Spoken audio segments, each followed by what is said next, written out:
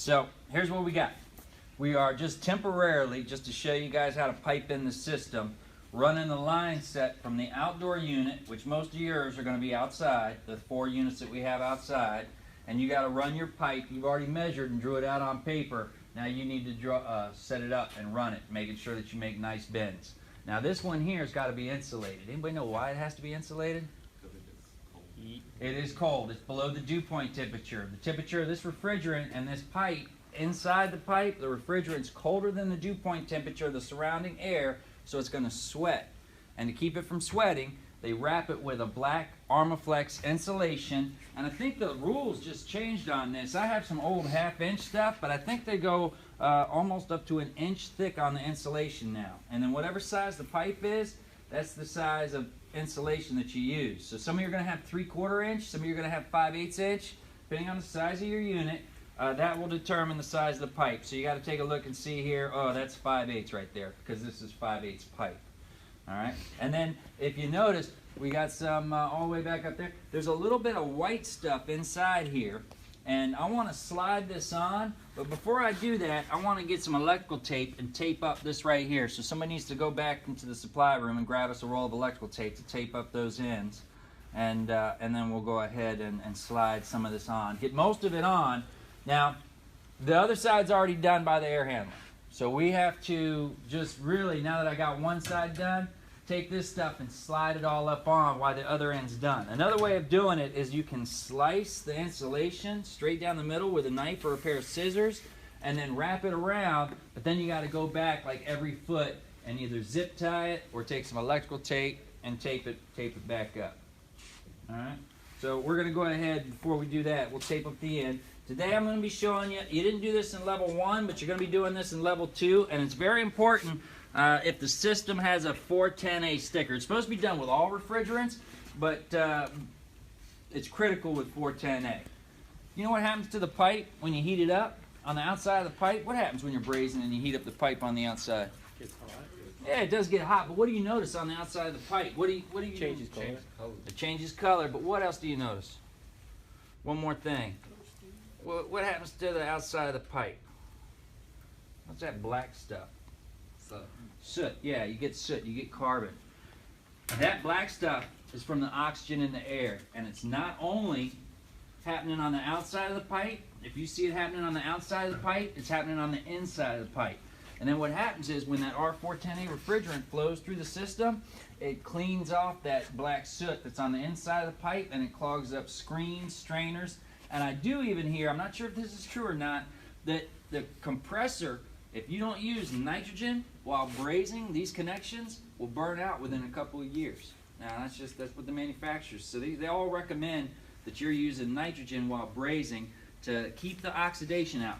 And this nitrogen tank, when I first tried to use nitrogen brazing for the first time, I was actually working on one of my own units, and the tank barely lasted 5 minutes. I didn't have this flow regulator. This is a flow indicator. It's a flow regulator. The amount of pressure I need to purge through the pipe while I'm brazing is so small, it can't be controlled with this valve, main valve here. Can't be controlled with the regulating valve here. I need another tool to slow down the flow of refrigerant. Moisture is attracted to nitrogen. Nitrogen is attracted to heat. So when I put that torch right here to braze up, all the nitrogen is going to want to come and suck out of the tank. And this tank only lasted, like I said, about 5 minutes the first time I did it. It was already empty by the time I was done with the first joint. Had to take everything apart and go get another tank at the supply house, come back, and then had to try, I didn't have this tool still yet, had to try and control the pressure using the gauge. So it was a little tricky. So you really need to do the nitrogen brazing. This Nitro View is Uniweld's product. That's what they're calling their flow regulator. But really that's all it is. And if you take a look, I'll pass it around. It's about 60 bucks, I think. It's got a little ball. That ball is going to be my flow indicator. And there's 2 settings to it. It's about 20 plus 20 cubic feet. And then we got another one that's about 3 to 5 cubic feet of nitrogen, all right, per second. So it's going to, depending on where I have it, and then right in here in the middle is where I'll kind of want it. So either if you're brazing, put it down at the very bottom, or if we're purging, in other words, I'm using the nitrogen to blow the line out first, I'm going to put it up at the top. But this device here just connects right to the regulator. So now you got one more thing besides the regulator to connect to the tank. And I'm going to go ahead and put this one here. It's got to be up and down, and I want to do it so that I can access this knob, this valve right here. There's a pressure relief, like everything. You need a pressure relief. All right, nitrogen, the regulator needs a pressure relief. All your tanks need some sort. That's what this is back here. And then this is my connection for my hose to go to the gauges, to go to the unit. All right, and then this is going to be my on-off valve right here for this regulator. So I'm going to go ahead and I'm going to set this up to about 20. All right, on our nitrogen tank. Don't need a lot. Again, back out the regulator first. Open it up at the tank, and then I can adjust the pressure to about, it really doesn't matter what I adjust it to because this is controlling it, but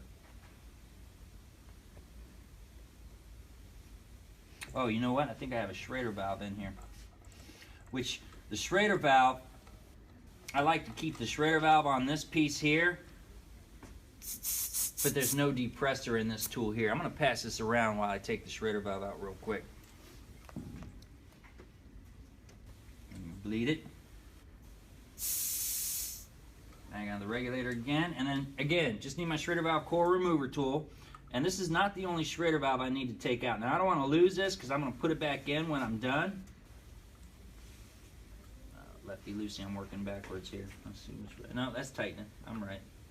It's hard when you're upside down and backwards. So I'm going to pull this Schrader valve out. Where's the other Schrader valves I got to pull out? So I don't want them to melt. And the valves, and the service valve, service ports down at the bottom. All right, so I think I got this one here.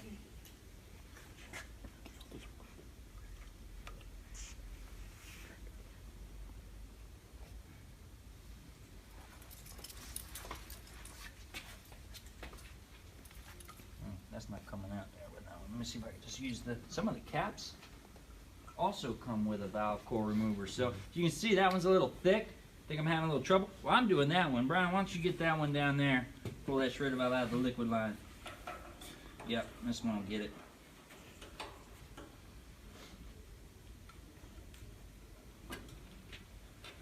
And if that's not giving you enough space, so again, remember the Schrader valves? I want to pull that out because that's holding back my pressure. I'll put that someplace where I'm not going to lose it. We done seeing the nitrogen view? You can take a look at it and pass it around here. He's still got a second. And then I'm going to go ahead and pull out the other one.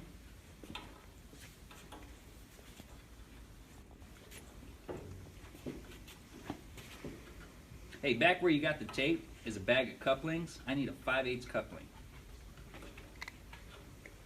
Some sandpaper as well. I think I have some in the bucket, but I'm not sure. Alright, so now we can go ahead and set this up. Again, I want my valve in the front.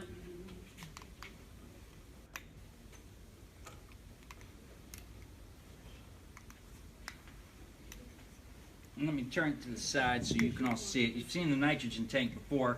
No tools, finger tight. Just finger tight on that. This is backed out. I can open up the valve here. Tighten this up till it reads about 20. If it's too much, I can open it up and let it flow out. And you can hear. All right, and I can control the flow, and you can see the needle here. So right there, see how it's bouncing right there? That's my brazing. That's what I'm going to set for braze. And then before I braze, I'm going to purge like that. Have the ball up here at the purge, the yellow line, and then I can adjust it back down. So now I'm probably about 2 psi or a little bit less than 2 psi of pressure. They consider it by what they're using here is the cubic feet of the volume of gas by cubic feet is the way they're doing it. All right, so I'm going to go ahead. We're all set up here with that. I can go ahead and shut this down, leave all this set up. Thank you, sir. Sandpaper? Sandpaper. I know where this is. All right, now, like I said, we got that in taped up. Let me see the Armaflex. We're going to run the Armaflex all the way back to the unit. So we'll just take it and slide it over the pipe. And let me just run one more little piece right here on the end. You don't want, there's like a white powder on the inside.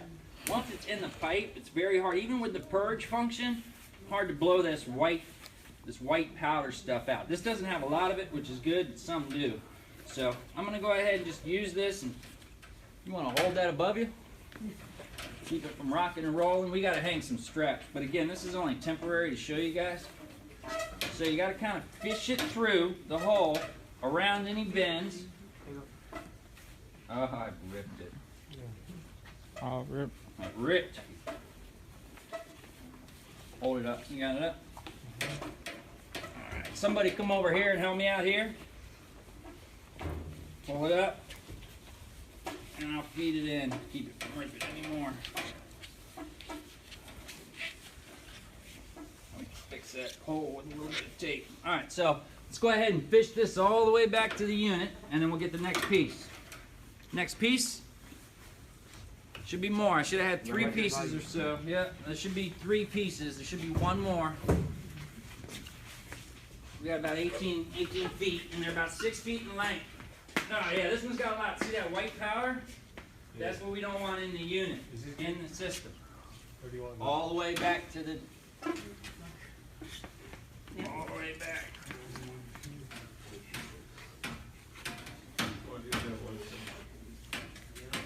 It's like a Teflon, not really Teflon, but the powder just helps right there. slide the pipe in. We're also going to need a tubing cutter from the tubing locker, and a pair of scissors from the top of my desk, Ryan. I like to use the scissors. You could use an electrical knife. Hey, Alex, can you see over here? All right. All right, now, look, for this part here, I want to size up how much I'm going to need. So I'm going to go ahead and I'm going to line it up, see where it's at, line it up, and I'm still going to need this much to get all the way up to this valve. I want to cover this completely. Not only does it help keep the pipe from sweating, it keeps the unit from absorbing, more heat from being exposed to the elements. Like this might be outside, so if it's hitting by the sun, then it's going to affect that extra heat added to the pipe, added to the refrigerant. Or if it's running in an attic, all right, or run down the side of a house, it's going to absorb some extra heat. We don't want it. So this also insulates the pipe from absorbing extra heat, which would give us a higher superheat reading on our unit. So that's about the space I need. Scissors cut this stuff real good. Now, like I said, if you had already brazed up the pipe, you would have to go back with this stuff here, slice it down the center, try and making that cut even, and then wrap it around the pipe, and then come back and you have to seal it up. The best thing is they have this glue, Armaflex glue. It's like PVC glue and all the other glues. It's got a real strong odor. You just want to take it and run the brush down and then hold it and let it get tacky, and it tacks back up and seals up. And then also at the ends here, I have some Armaflex glue that we're going to use, and we'll just seal up a little bit of glue around this side here, push that end up there, and it'll seal it up like it's one continuous piece by the time we're done. Now if you notice, look, how am I going to braze that right there? There's my braze right here. I got a braze to that piece right there, but it's hanging over. I got all this. What should I do? What could I do? Cut it.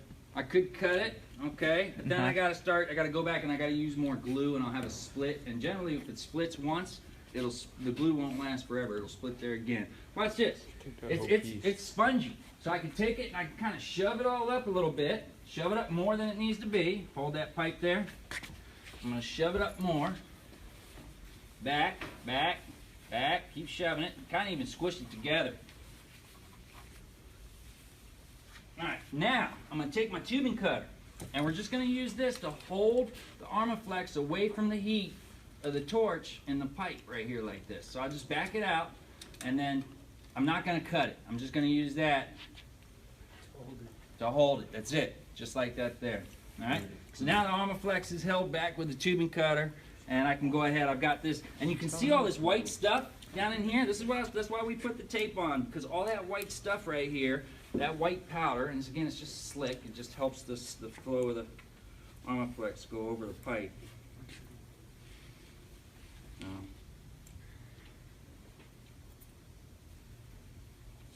this tape off here. Hold this up for me while I'm working.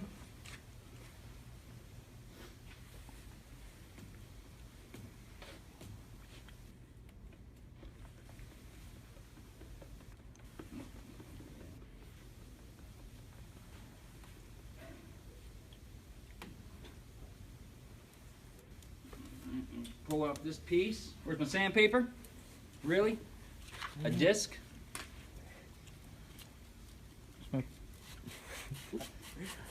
That's for like auto body or something.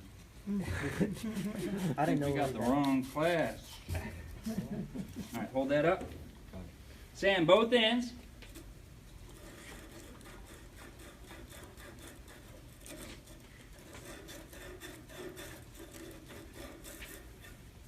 And normally I like a long piece so I can take it like a shoe shine.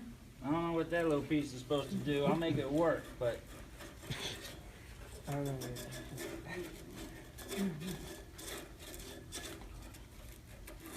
Are we gonna switch this? no swage. Very rare out in the field do we swage. I could use the tubing expander and swage it, and that would only leave one connection, but a lot of times out in the field you're just going to use these couplings. Alright, just a coupling, and if you see it's got the groove in the center, that's a stop for each end of the pipe. Each end of the pipe fits inside the exact diameter of the tubing. So if it's 5/8, it sticks in 5/8 of an inch. And a brush would be better, but the sandpaper works on the inside. Plus this is a pretty brand new fitting, clean. I just want to clean any impurities that's in the inside of it out. Don't sit down. There's no need to sit down. No. Nobody in HVAC sits down unless you're driving between jobs. And we're not driving between jobs. Alright, that's on, sanded, clean, ready to go.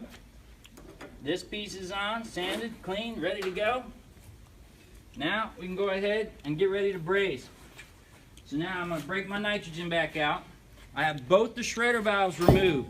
Now if I was doing a piece up by the service valve, I would have to do something called heat sinking. So if the piece isn't, this one I don't have to really worry about it so much, but if I was brazing this connection here, any of these, I would take a damp rag, all right? It's not dripping wet, but it is wet, okay?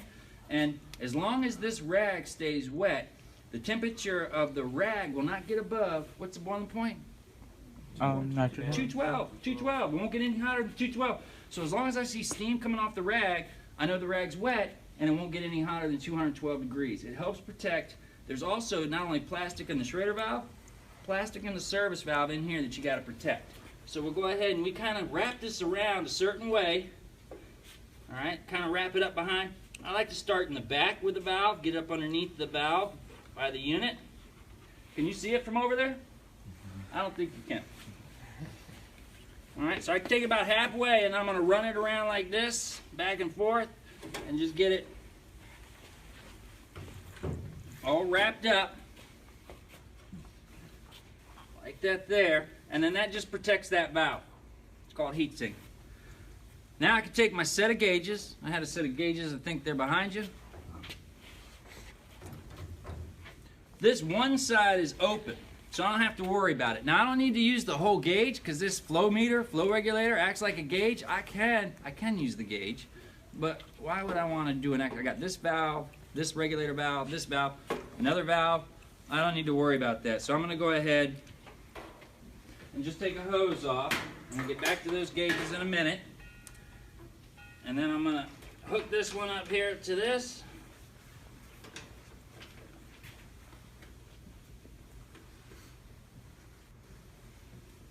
Hook this one up to my flow guard.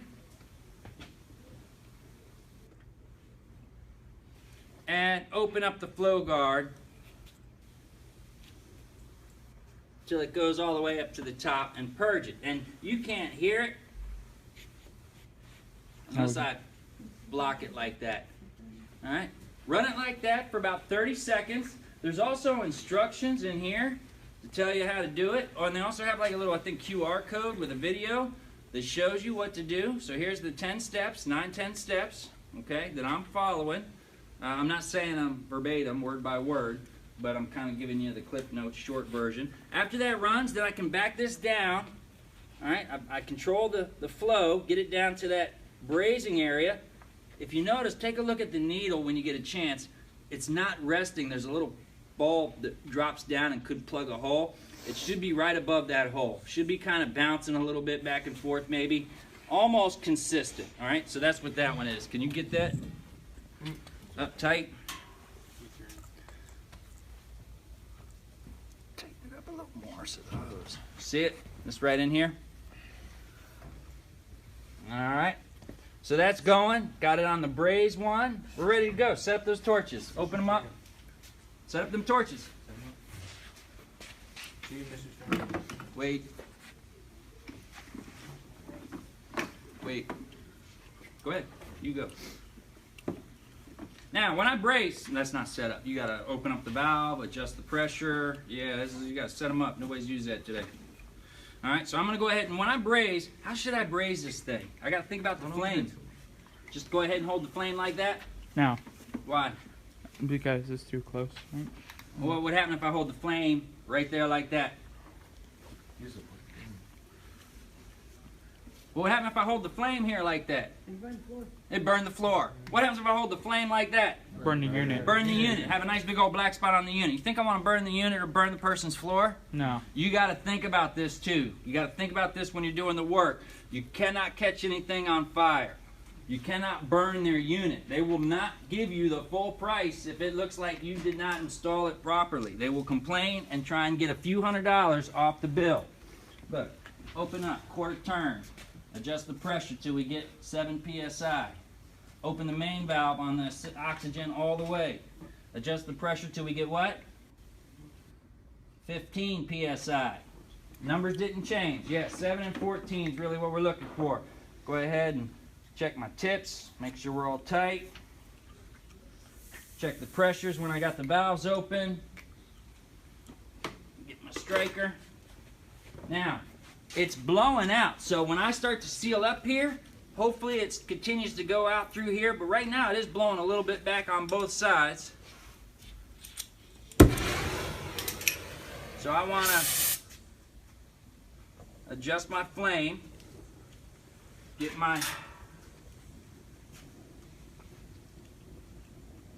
torch ready, and then heat it up. Go ahead and pull this back away from me a little bit.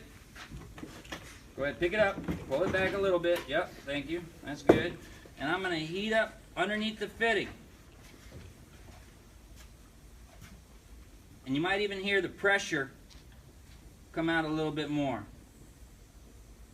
out of that valve over there, because again, the heat, this keeps it pretty consistent, but the heat does draw. All right, once I feel like I'm getting to the appropriate temperature, I'll put a little dab on and then look for flow. And then once she gets hot enough, I can go ahead and I'm moving the torch around. I heated up the pipe first. Trying not to get it cherry red, but hot enough to where I can use the heat of the pipe to melt the brazing rod.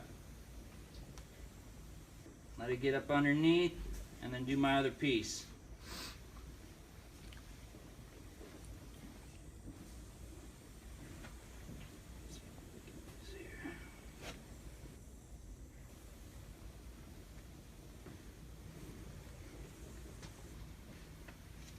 See this black stuff on the outside? Yeah. That's what the nitrogen's protected. It's not on the inside. It's only on the outside because that's where the oxygen was. And that's it. That's brazing with nitrogen. Then once you get it cooled off, supposed to let it cool naturally because these guys got to go. I'm going to go ahead and just do it with this wet rag here. But now it's shocked the pipe. I've annealed the pipe and shocked it. But you see all this black stuff? This is what we're keeping from the inside. Then take your inspection mirror and inspect your work. See, now that's all that soot coming off. Yeah. Take your inspection mirror, really look up underneath. Underneath's the hardest part. And then I can take this off, slide it back down, and we've installed the line set using nitrogen to braze. And now I'll still pressurize up to the test pressure. And according to this nameplate here, which is on the panel of the unit, the maximum test pressure I can get to, high-low, we go with the lower of the two. Low pressure is 100 psi, so I can only test out low 150 psi. So I can hook that regulator up to 150 and make sure that the pressure doesn't drop from 150 down. And it could be 5 minutes, I could wait an hour, doesn't matter. But 150, if it doesn't drop, then I'll blow out all the nitrogen. It's okay to do that. hook up the vacuum pump, and we'll vacuum it out. And the line set's done now. This is complete. And then we can go back and do the electrical wiring, which is what I'll be showing you next. Any questions about this? Brazing with nitrogen. Got to run your line set, determine how much insulation you need, and then run your line set, insulate the suction line, braze everything up, pressure test. That's going to be the focus for this week. You are going to be working outside this week too. It's going to be a little chilly. Don't know what to do about that. That's just the way it is. Cut.